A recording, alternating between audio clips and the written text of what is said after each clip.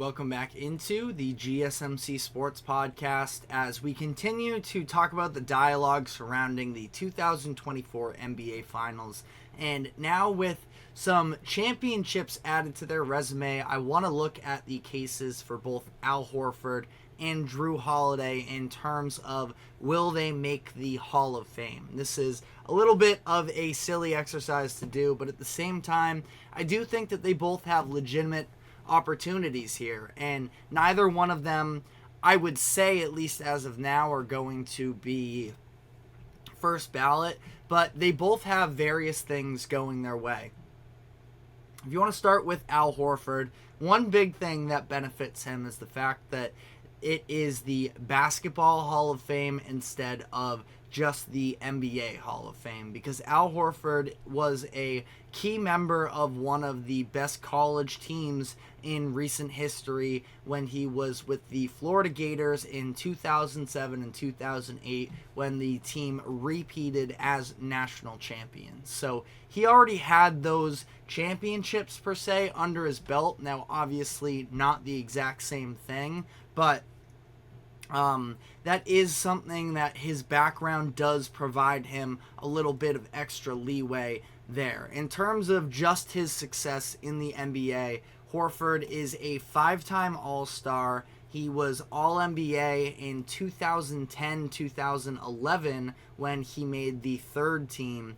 And outside of that, he has been on one All-Defensive team as well in 2017-18. But it's interesting because he's another example of, if you were to have the conversation of, Hall of Very Good versus Hall of Fame, Horford would be in a little bit of this limbo between the two where, don't get me wrong, Al Horford's prime was really impressive for a number of years on that Atlanta Hawks team that was prominently at the top of the Eastern Conference. Now, they never necessarily did anything with those runs, but it was still an example of him, consistently being at the top of the conference and making a difference. Now, that being said, throughout his entire run there, he has never averaged 20 points per game in a season, which also to some degree, you look at the teams that he was on, he was sharing the court with a number of different All-Stars, and it as a center as well, especially in the mid-2010s, that's not necessarily the number one thing you are being asked of. But it is interesting where you talk about what was Al Horford's peak and where did he rank among the top players in the NBA. Now, I don't necessarily have the time as of right now to, go through every single instance, but even when he made the All-NBA team that season, he wasn't a top 10 player in the NBA. You can look at a number of other players that were above him. He sort of benefited at that time from the fact that there really wasn't a third center that was really going to overtake him. You look at the voting for that season, and the next highest voted center outside of Horford on the third team was Andrew Bogut when he was with the Milwaukee Bucks. And there were a number of players who sort of did have some really compelling cases, whereas if we are in the current, if they were using the current strategy of, which I'm not even 100% defending of, a little bit of the positionless basketball ballots here, there was Rajon Rondo or Paul Pierce of the Boston Celtics, Carmelo Anthony as well, Kevin Love when he was still really impressive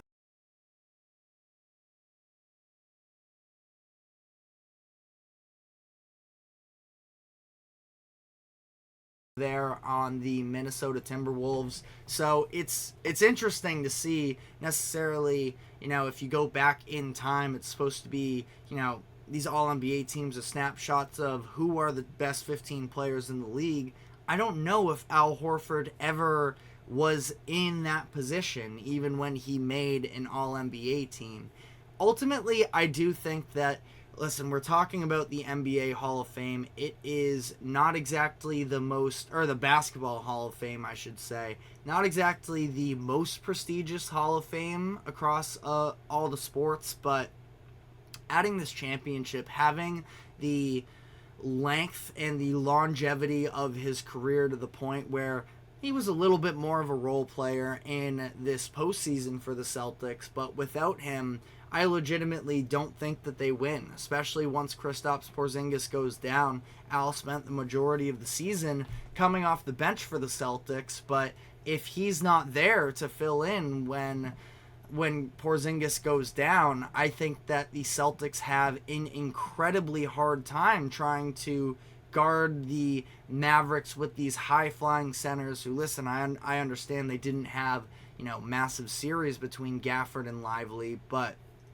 Horford played a massive part in that the fact that he wasn't a liability on the perimeter. Sort of, we saw the difference in how the Celtics chose to guard Luka Doncic versus the Minnesota Timberwolves. Timberwolves, one of the best defenses in recent history, and yet Rudy Gobert, for winning the Defensive Player of the Year award, they were really struggling to find a way to have him be able to stay on the court with Luka, and that was never really an issue for Horford. So I think he deserves a lot of credit for this championship, and ultimately, again, considering the fact that he has those 2 college titles to his name as well, where at that time, he was an all-tournament player, all-SEC, not that he was even an All-American, I don't believe, during that time.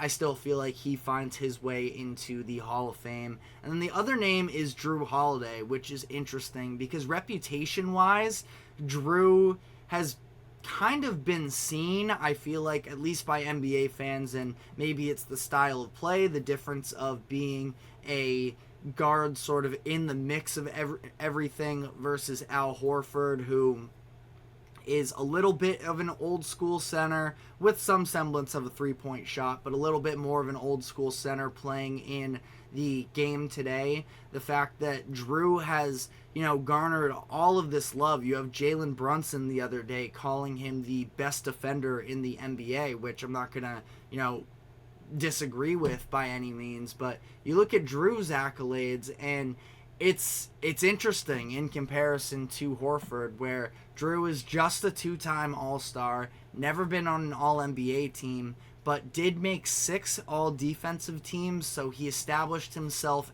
with some role in the game. I think we're now looking at here, I'm going to double check, but Jrue has been All-Defensive for 6 of the past 7 seasons. The fact that he made his first All-Defensive team at 27 years old and just hasn't slowed down since through his age 33 season, it's been really impressive for him. So that is definitely, a strong case there. But again, only 2 All-Star appearances through his career, just a couple in the first few years of his career when he was with Philadelphia. It feels like the most impactful basketball he's played since then has been on other teams where he hasn't been an All-Star necessarily, but he's been a massive part of multiple champion teams now in these past couple years, where we saw in 2021 when he was with the Milwaukee Bucks, he was the 3rd best player on that team. He was, I thought, outstanding during the finals, and there's an argument to be made that he was better than Middleton in that final series against the Suns. He made the big plays, of course, in the clinching game, and now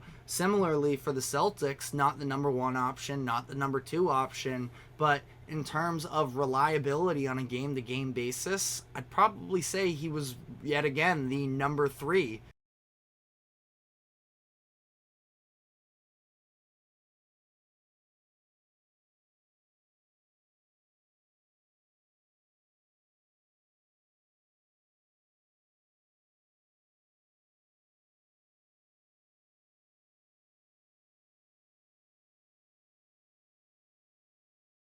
For the Celtics throughout this postseason. Now a little bit because Kristaps Porzingis obviously went down, but ultimately he has a case based off of his ability to contribute to success. And Eric Rodriguez in the comment section says Jrue and Horford are true old school NBA guys left in the league. modern NBA players don't feel the need to play defense.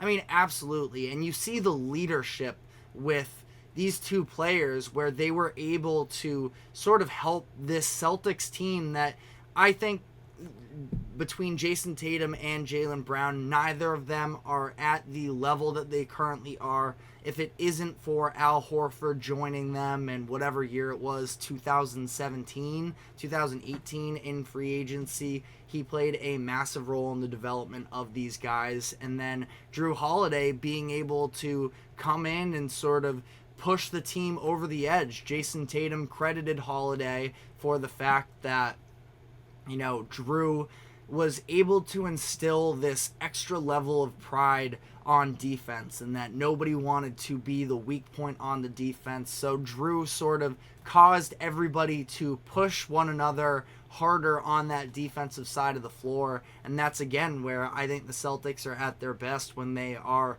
firing defensively. And that's what we got out of them this season. And Jrue deserves a ton of credit for that. So it's interesting. I still feel like Jrue probably has to hang around in the league a little bit longer. As much as I love him, and, you know, I think that everybody respects Jrue Holiday's game. I know that there are some Bucks fans that, at least on the internet, I can't say I know any of these Bucks fans personally, but the fact that when Jrue has been asked to be the consistent, you know, number two guy, especially in the years that Chris Middleton was dealing with injuries, or Giannis in 2023, that he hasn't necessarily been able to step up on that side of the floor. But he's a defensive specialist who can give you a lot on the offensive end, but at his core, his identity is playing that hard-nosed defense and being, you know, one of the anchors of a defense despite being a guard. So it's interesting to see. Again, Jrue Holiday, you look at him, he just turned 34 years old last week, coming off of the age 33 season. He has time, too, to potentially put together another run with the Celtics. Al Horford, as well, as a report this morning from the Celtics governor, goes back in terms of Al Horford potentially returning for the 2024-25 season. And with that being said, the Celtics have their top 7 players under contract for next season. So we're going to dive into whether or not the Celtics have a chance to repeat and really establish themselves as an all-time team. But first, we are going to be taking a quick break. Don't go anywhere. We will be right back.